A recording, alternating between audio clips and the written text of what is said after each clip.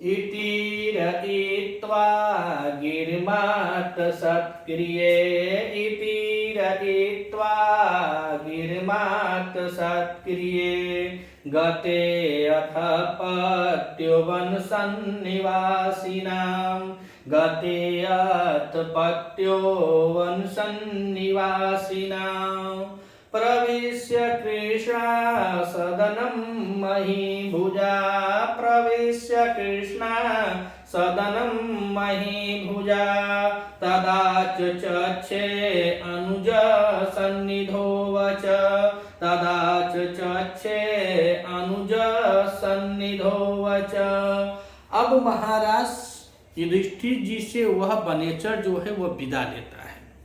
विदा लेता है तो कैसे लेता है, तो कह रहे हैं कि इति, और इति शब्द का अर्थ यह होता है कि पिछले जितने 25 श्लोकों में वनेचर जो बतलाया है उसके बारे में स्मरण कराते हुए कह रहे हैं कि इति अर्थात इस प्रकार से जितने भी बातें कही गई हैं पिछले 25 श्लोकों में उन बातों को कह रहे हैं गिरम, गिरम में द्वितीय विभक्ति लगी हुई है तो यहाँ पे कह रहे हैं कि गिरम इति गिरम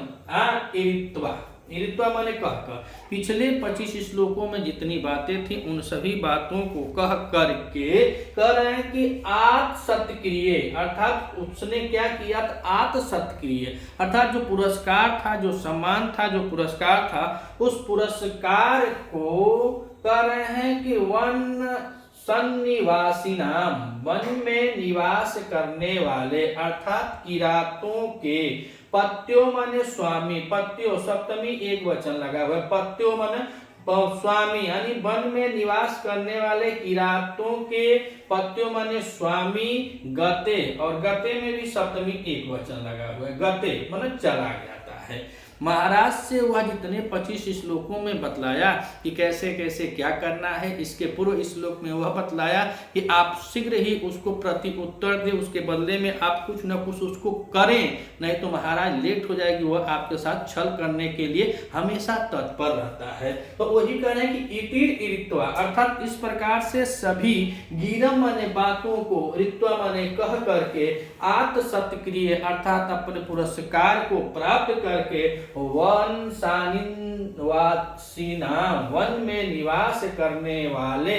किरातों के, पत्यों माने स्वामी, गते माने चले जाता है यानी वह चला जाता है। इस श्लोक के बाद अब द्रौपदी जी बोलेंगी वनेचर का काम इतने तक रहता है अर्थात 26 श्लोक। और यदि श्लोक देखा जाए तो वनेचर नहीं बोला है, कवि जी स्वयं लिख रहे हैं कि यहाँ पे वह क्या कर रहा है कि चला जाता है। और जब चला जाता है तो आगे क्या होता है, तो आगे कह रहे हैं कि महीभुजा, महीभुजा, और महीभुजा मतलब यहाँ पे देखा जाए तो अनुक्त कर्तव्य सूत्र से यहाँ पे तृतीया विभक्ति लगी हुई है। तो महीभुजा अर्थात महाराज के द्वारा कृष्णा सदनम, कृष्णा सदनम अर्थात यहाँ पे षष्ठी तत्पुरुष है, कृष्णा सदनम, कृष्णा कहा जाता है किसको, द्रौपदी को, सदनम माने भवन अर्थात वहां पे जो उनका मकान रहा होगा, चाहे मड़ई हो रही होगी, जो भी रहा हो, तो कह रहे हैं कि महीभुजा कृष्णा सदनम प्रविश्यति, और यहाँ पे कह रहे हैं कि अर्थात उस वनेचर के चले जाने के बाद राजा के द्वारा, राजा कौन है तो महाराज युधिष्ठिर के संबोध हो रहा है, तो राजा के द्वारा कृष्णा सदनम अर्थात कृष्णा सदनम द्रौपदी के भवन में प्रवेश करता है। हाँ, राजा क्या करता है, द्रौपदी के भवन में प्रवेश करके, और प्रवेश करके आगे क्या होता है तो कहने के अनुज सनिधो, अनुज सनिधो अर्थात उनके जो अनुज होते हैं, भीम होते हैं, अर्जुन होते हैं, नकुल होते हैं, सहदेव होते हैं, और साथ में द्रौपदी होती है, द्रौपदी का तो घर में है तो उसमें सभी लोग होते हैं। तो वही कह रहे हैं कि अनुज सनिधो अर्थात अपने अनुजों को समीपस्थ पा करके, अर्थात अपने अनुजों के समीप, अर्थात अपने अनुजों के निकट,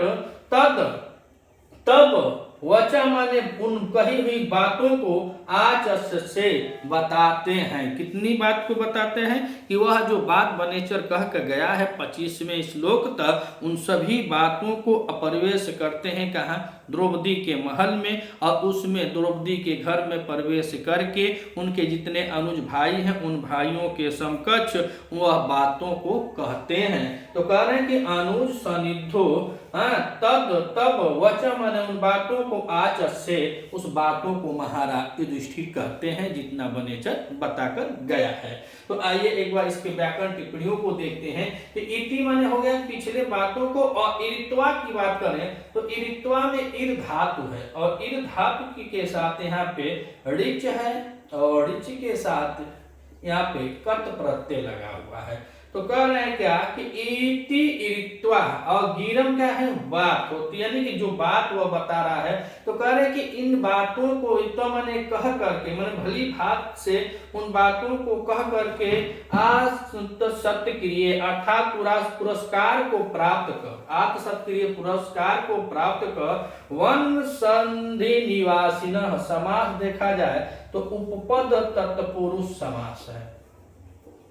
उपपद तत्पुरुष समास हो जाता है इसमें, किसमें, वन सन्निवासिनो। और यहाँ पे विभक्ति देखा जाए तो यहाँ पे षष्ठी का बहुवचनांत है, षष्ठी का बहुवचनांत है। अनिवासिनाम की बात करें तो यहाँ पे वन शब्द है, और वन के साथ सम है, और सम और नी उपसर्ग पूर्वक। अगर इसमें धातु की बात करें तो इसमें धातु होती है कौन सी, वस धातु है, वस धातु है और ऋणी प्रत्यय है। तो वन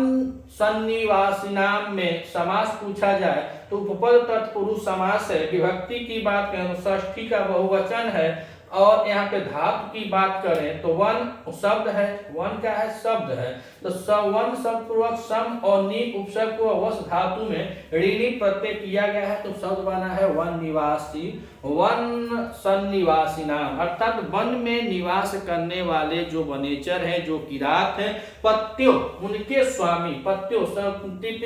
एक वचन में यह रूप बना हुआ है पत्यो। तो कह रहे हैं कि उनके स्वामी गते चला जाता है, किसके स्वामी, तो वह जो किरात हैं, किरातों के स्वामी जो वह वनेचर होता है, जो गुप्तचर होता है, जो ब्रह्मलिंगी भेष में हस्तिनापुर गया था, वहां के सभी निगूढ़ तत्वों की उसकी नीति पूर्वक जानकारी को प्राप्त करके जो वापस आता है द्वैत वन में, अब यहाँ से वह बेचारा चला जाता है। जब चला जाता है उसके बाद क्या होता है, तो कह रहे हैं कि मही मही भुजा, अर्थात महाराज युधिष्ठिर के बारे में कह रहे हैं कि मही मही भुजा। तो महाराज युधिष्ठिर के द्वारा कह रहे हैं कि कृष्णा सदनम, और कृष्णा सदनम में देखा जाए तो यहाँ पे षष्ठी तत्पुरुष समास है, षष्ठी तत्पुरुष समास है। कह रहे कृष्णा सदनम अर्थात द्रौपदी के भवन में, द्रौपदी के भवन में कह रहे हैं कि प्रवेश करके, प्रविश्य में देखा जाए तो प्र उपसर्ग है, और धातु की बात करें तो यहाँ पे विश्व धातु हो जाएगी, और विश्व धातु की बात यहाँ पे कत्वा प्रत्यय लगता है, त्वा प्रत्यय लग जाएगा तो शब्द बनता है प्रविश्य। तो मही भुजा अर्थात युधिष्ठिर के द्वारा कृष्णा सदनम, युधिष्ठिर कृष्णा ने द्रौपदी के भवन में प्रविश्य माने प्रवेश करके कह रहे कि अनुज सनिधो, अनुज सनिधो में देखा जाए तो यहाँ भी षष्ठी तत्पुरुष समास है, षष्ठी तत्पुरुष समास हो जाता है, तत्पुरुष समास है। षष्ठी तत्पुरुष समास है अनुसनिधो, अर्थात अपने अनुजों के समीप पा करके, तद माने तब, वचः माने उस बात को, वचः माने क्या कर रहे हैं, तब उस बात को आचसे कहते हैं। आचसे में देखें तो आंग उपसर्ग पूर्व इसमें चस धातु है, कौन सी धातु है, चस धातु है, और लिट लकार का यह रूप लगा हुआ है आचसे। तो कह रहे हैं कि मही भुजाम कृष्णा सदनम प्रविश्य, महाराज युधिष्ठिर के द्वारा द्रौपदी के भवन में प्रवेश करके अनुज सनिधो अपने अनुजों के समीप होने पर, तब वचः माने उन कही हुई बातों को आचसे माने कहते हैं। अगर अलंकार की बात करें तो यहाँ पे कौन सा अलंकार है, तो पूरे श्लोक में अनुप्रास अलंकार होता है। कौन सा है, अनुप्रास अलंकार है, अनुप्रास अलंकार हो जाता है। छंद आप लोग जानते हैं वंशस्थ छंद है, और पूरा प्रथम सर्ग में 46 श्लोक हैं, 44 श्लोक तक वंशस्थ है, 45वें में पुष्पिताग्रा है, 46वें में मालिनी है। अब यह भी जानिए कि 26 श्लोक के बाद अब द्रौपदी जी बोलना शुरू करती हैं, और दोनों वनेचर और द्रौपदी दोनों का यहाँ पे कथन है, श्रोता व युधिष्ठिर है, किसी का समर्थन नहीं किए हैं, न किसी के बारे में बोले हैं। एलटी का पेपर नज़दीक है और उसको देखते हुए एक एक शब्द के बारे में हम लोग चर्चा करते रहते हैं, जबकि आधुनिक व्यवस्था से लैस नहीं है, लेकिन जितना है उतने में ही हम बड़े आराम से आप लोगों को अपने प्रयास करते रहते हैं कि कुछ और बताते रहें। तो इस प्रकार से इसमें पूरे श्लोक में देखा जाए तो जैसे प्रविष्ट है, इसमें भी हम जानकर कृष्णा सदनम में ऐसे ही सवाल पूछा जा रहा है। आप लोग देख रहे हैं पूरा एकदम मैराथन क्लास चल रहा है प्रश्नोत्तरी का, तो उसी में ऐसे ऐसे सवाल है। वन सन्निवासी नाम में कौन सा,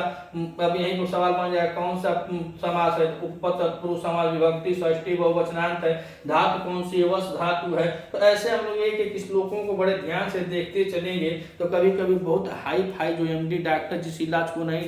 रोग को नहीं कर पाता है, उसका इलाज तो रोग का इलाज नहीं कर पाता है, वो देखेंगे तो गाँव घर में झोला छाप उसको ठीक कर देते हैं। तो बहुत जरूरी नहीं है कि इसमें से कुछ प्रश्न न आए, जरूर फंस जाएंगे, क्योंकि हम भी उसी किताब से पढ़ाते हैं, बस व्यवस्था नहीं है। अगर आप इस चैनल पर नए हैं तो चैनल को सब्सक्राइब कीजिएगा, वीडियो अगर आपको अच्छी लगे तो अधिक से अधिक शेयर कीजिएगा। मिलते हैं अगले वीडियो में, तब तक के लिए नमः संस्कृत।